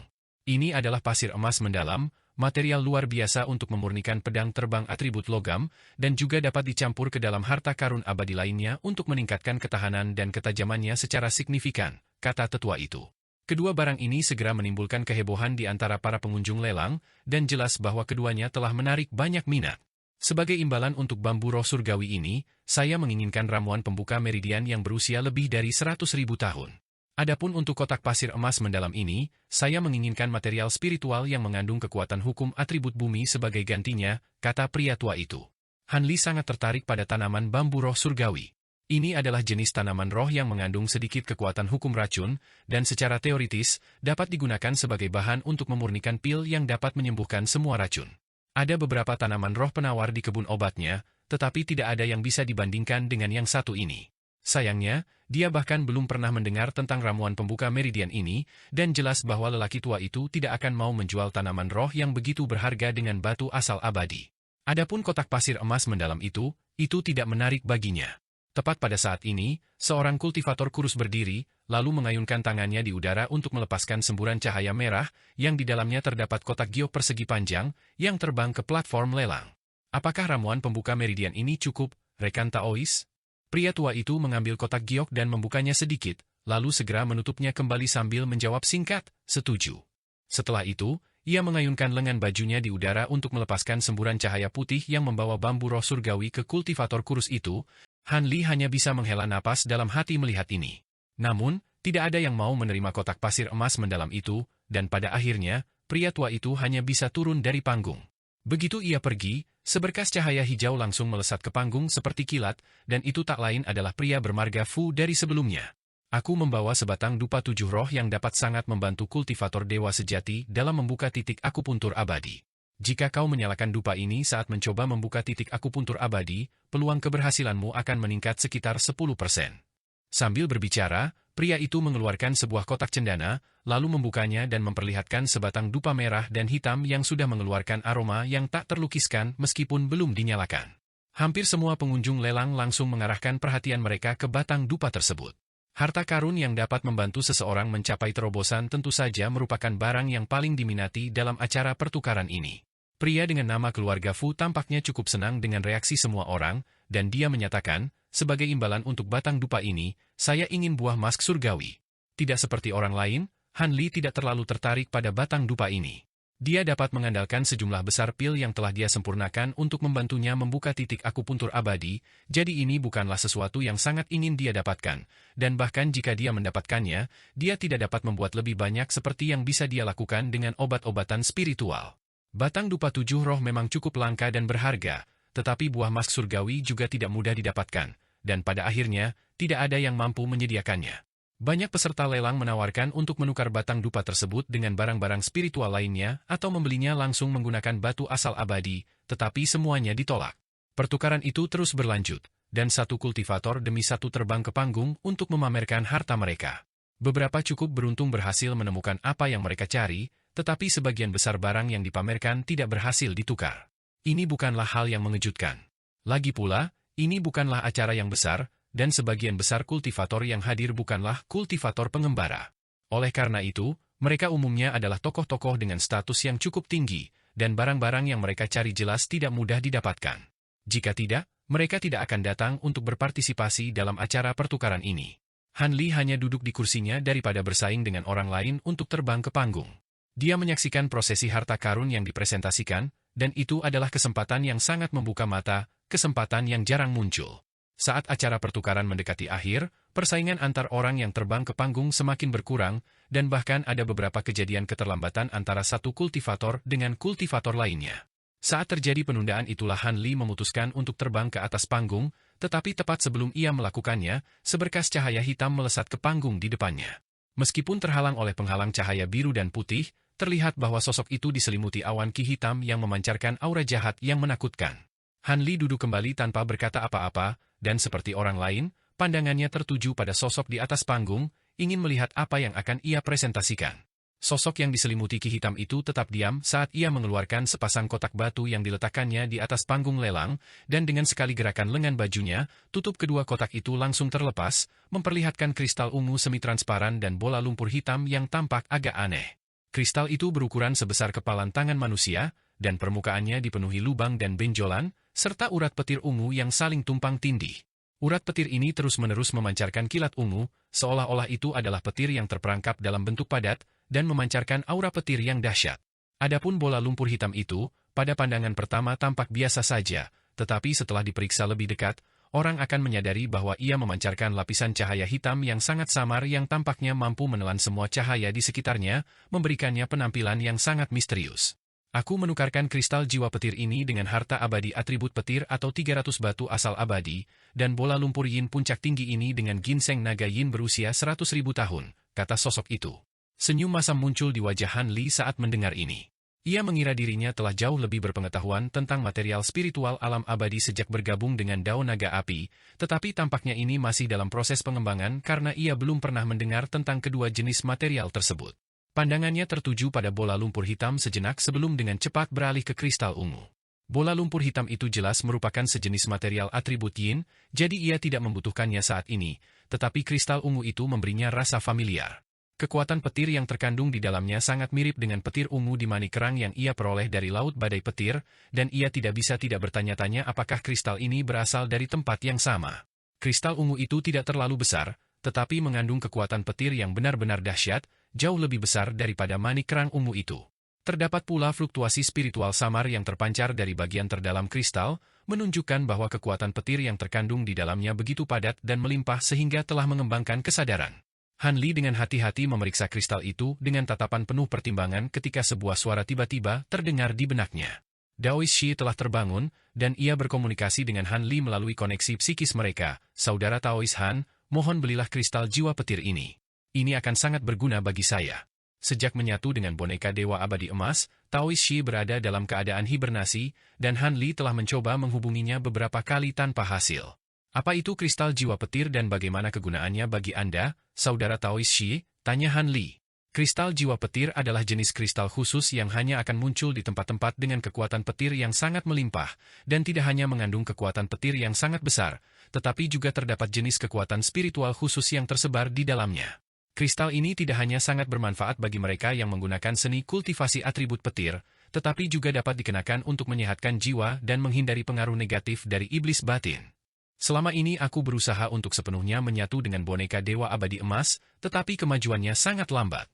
Dengan kristal ini, Aku akan dapat mengendalikan boneka itu sepenuhnya dalam waktu yang sangat singkat, jelas Taoist Shi. Begitu, jawab Han Li dengan ekspresi merenung. Saat komunikasi mereka berlangsung, para kultivator lain yang hadir juga mengamati kedua benda yang dipajang, tetapi tidak ada yang mengatakan apapun, dan sepertinya tidak akan ada yang tertarik. Sosok hitam itu tetap berdiri diam di atas panggung, tampaknya tidak terpengaruh oleh kurangnya respons. Beberapa saat kemudian, suara yang agak serak terdengar memecah keheningan. Apakah kau tidak akan memperkenalkan kedua jenis material ini? Maafkan ketidaktahuanku, tetapi aku belum pernah mendengar tentang kristal jiwa petir atau lumpur yin puncak tertinggi ini sebelumnya. Aku hanya menawarkan kedua benda ini kepada mereka yang mengetahui nilai sebenarnya, jawab sosok hitam itu dengan suara acuh tak acuh. Orang yang mengajukan pertanyaan itu terdiam setelah mendengar hal tersebut. Tepat pada saat itu, seberkas cahaya melesat ke atas panggung, dan itu tak lain adalah Han Li. Aku akan mengambil kristal jiwa petir, ini 300 batu asal abadi. Ia mengeluarkan kantung penyimpanan dan melemparkannya ke sosok hitam itu sambil berbicara. Tepat pada saat itu, seorang kultivator gemuk lainnya juga terbang ke atas panggung, lalu mengeluarkan senjata biden terbang yang berkilauan dengan kilat yang menyilaukan sambil menyatakan, "Tunggu, aku memiliki harta abadi atribut petir yang dimurnikan menggunakan baja peningkatan petir yang bersedia kutukar dengan kristal jiwa petir ini." Sosok hitam itu sedikit ragu-ragu saat melirik kantung penyimpanan Han Li dan senjata biden terbang itu, lalu menerima kantung penyimpanan Han Li dalam diam sebelum menyerahkan kristal jiwa petir kepadanya. "Tunggu sebentar. Jika aku tidak salah, kau pasti lebih menginginkan harta abadi atribut petir daripada batu asal abadi itu," kata kultivator gemuk itu dengan tergesa-gesa. "Memang benar, tapi kau sudah agak terlambat," jawab sosok hitam itu dengan suara acuh tak acuh. Kultivator bertubuh gemuk itu sedikit goyah mendengar ini, jelas tidak mengantisipasi respons seperti itu. Pada akhirnya, ia hanya bisa menyimpan kembali pedang terbangnya sebelum terbang kembali ke tempat duduknya. "Kuharap kau tidak akan menyesalinya." Han Li juga agak terkejut dengan keputusan sosok hitam itu, dan keterkejutannya juga bercampur dengan sedikit kekaguman. Sangat jarang melihat seseorang yang dapat menepati janjinya dengan begitu ketat, terutama di dunia kultivator yang seringkali penuh tipu daya dan tidak bermoral. Bagi kultivator tingkat dewa sejati menengah, mengumpulkan 300 batu asal abadi hanyalah masalah waktu dan energi, tetapi hal yang sama tentu tidak berlaku ketika menyangkut perolehan harta abadi yang sesuai, terutama yang berelemen petir. Mungkin kultivator bertubuh gemuk itu juga menyadari nilai kristal jiwa petir, seperti Taoist Shi, tetapi ia sedikit enggan untuk melepaskan harta abadi berelemen petirnya, dan itu memungkinkan Han Li untuk mengambil inisiatif. Dengan mengingat hal itu, ia mengangguk kepada sosok hitam tersebut, lalu kembali ke kursinya. "Berikan aku kristal jiwa petir," desak Taoist Shi segera setelah Han Li duduk. Han Li menurutinya, mengirimkan kristal jiwa petir di gelang penyimpanannya kepada Taoist Shi. Kristal jiwa petir seketika menghilang ke dalam tubuh Taoist Shi di tengah kilatan petir emas, dan baru kemudian Han Li menyadari bahwa tempat duduk Xu Tiansheng kosong. Ia melirik sekelilingnya, tetapi gagal menemukan Xu Tiansheng dimanapun di tempat tersebut, dan tampaknya ia benar-benar telah pergi. Alisnya sedikit mengerut melihat ini, tetapi ia tidak terlalu memikirkannya. Di panggung lelang, sosok hitam itu menunggu beberapa saat lagi, tetapi tidak ada yang tertarik dengan lumpur yin puncak tertingginya, sehingga ia akhirnya hanya bisa terbang kembali turun dari panggung. Han Li berdiri melihat ini, namun tepat saat ia hendak terbang ke atas panggung, sebuah suara wanita tiba-tiba terdengar dari sampingnya. "Anda pasti rekan Taoist Li, kan?" Segera setelah itu, kultivator wanita yang telah membeli lukisan pemandangan gletser mendalam sebelumnya muncul di tempat duduk Xu Tiansheng. "Siapakah kau?" tanya Han Li sambil sedikit mengerutkan alisnya. Kultivator wanita itu menghindari pertanyaan tersebut sambil bertanya, "Bisakah saya meminta sedikit waktu Anda?" Han Li ragu sejenak, lalu duduk kembali sambil mengangguk sebagai jawaban. "Baru saja, saya kebetulan melihat Anda menukar kristal api awan merah dengan sesama Taoist yang duduk di sini sebelum saya. Apakah Anda memiliki kristal ini lagi, dan jika ya, apakah Anda bersedia menukarkannya? Saya akan menawarkan harga yang memuaskan. Untuk kristal seukuran kepalan tangan seperti yang tadi, saya bersedia menawarkan 100 batu asal abadi, dan semakin banyak yang Anda jual, semakin baik," kata kultivator wanita itu dengan suara sungguh-sungguh. "Anda tampaknya sudah tahu bahwa saya memiliki lebih banyak kristal api awan merah, dan Anda juga tahu nama keluarga saya. Saya berasumsi Xu Tiansheng pasti telah memberitahu Anda hal-hal itu, bukan?" tanya Han Li dengan suara tenang. Kultivator wanita itu mengangguk sebagai jawaban. "Memang benar, saya mengetahui hal-hal ini dari sesama Taoist tadi." Ekspresi Han Li tetap tidak berubah, tetapi dia sedang mempertimbangkan bagaimana harus bertindak selanjutnya. Kristal api awan merah sangat berharga, tetapi dia memiliki cukup banyak, dan dia tidak terlalu membutuhkannya saat ini, jadi dia tentu saja bersedia menjualnya untuk batu asal abadi. Namun, Dia tidak yakin apakah dia akan membutuhkannya di masa depan, dan jika dia menjualnya sekarang, dia mungkin akan menyesali keputusannya di kemudian hari. Setujui tawarannya, rekan Taois Han. Suara Taois Shi tiba-tiba terdengar lagi. Mengapa? Tanya Han Li melalui koneksi spiritual mereka. Aku akan memberitahumu alasannya setelah aku sepenuhnya menyatu dengan boneka abadi emas. Untuk sekarang, setujui saja tawarannya, kata Taois Shi, lalu kembali terdiam. Alis Han Li sedikit mengerut mendengar jawaban ambigu Taois Shi, tetapi setelah ragu sejenak, dia mengangguk sambil menjawab, baiklah, aku bisa menjual kristalku kepadamu. Anda benar-benar telah membuat keputusan yang bijak, rekan Taois. Saya jamin tidak ada orang lain yang bersedia menawarkan harga setinggi itu untuk kristal-kristal ini. Suara kultivator wanita itu sedikit dingin, tetapi ada sedikit kegembiraan yang tak salah lagi saat dia berbicara. Han Li tidak menjawab saat dia menggerakkan tangannya di atas kantung penyimpanannya, dan sebuah kantung penyimpanan baru muncul di genggamannya dengan kilatan cahaya biru. Dia menyerahkan kantung penyimpanan itu kepada kultivator wanita tersebut, yang menerimanya sebelum memeriksa isinya dengan indera spiritualnya, lalu segera membalikan tangannya untuk mengeluarkan kantung penyimpanan miliknya sendiri yang dia serahkan kepada Han Li. Han Li menerima kantung penyimpanan itu dan hanya meliriknya sebelum mengangguk kepada kultivator wanita tersebut. Kultivator wanita itu menangkupkan tinjunya memberi hormat, lalu kembali ke tempat duduknya semula. Han Li memperhatikan sosoknya yang pergi, dan alisnya sedikit mengerut. Berkat indera spiritualnya yang luar biasa, dia mampu melihat menembus penghalang cahaya biru dan putih untuk melihat garis samar sosok wanita itu, dan dia merasa seolah-olah pernah melihatnya dari suatu tempat sebelumnya. Tiba-tiba, dia teringat siapa wanita itu. Dia wanita berbaju merah yang menginap di penginapan yang sama denganku. Tidak hanya itu, wanita itu juga membuatnya merasa familiar sejak pertama kali melihatnya di penginapan, dan selama pertemuan kedua mereka di sini, rasa familiar itu semakin kuat. Tepat pada saat ini, seorang kultivator lain kebetulan turun dari panggung, dan Han Li segera terbang ke platform lelang, lalu memamerkan beberapa material berharga miliknya sambil meletakkan bahan-bahan pil Dao yang diinginkannya. Sayangnya, tidak ada satupun peserta lelang yang memiliki material tersebut, dan dia akhirnya kecewa sekali lagi. Hampir 1 jam kemudian, kultivator terakhir turun dari panggung, dan acara pertukaran pun berakhir. Han Li mengeluarkan batu asal abadi yang dibutuhkan untuk membeli akar teratai kristal darah, lalu memeriksanya sebentar sebelum menyimpannya dengan hati-hati ke dalam kotak giok. Setelah itu, dia menempelkan beberapa jimat ke kotak tersebut sebelum menyimpannya di gelang penyimpanannya.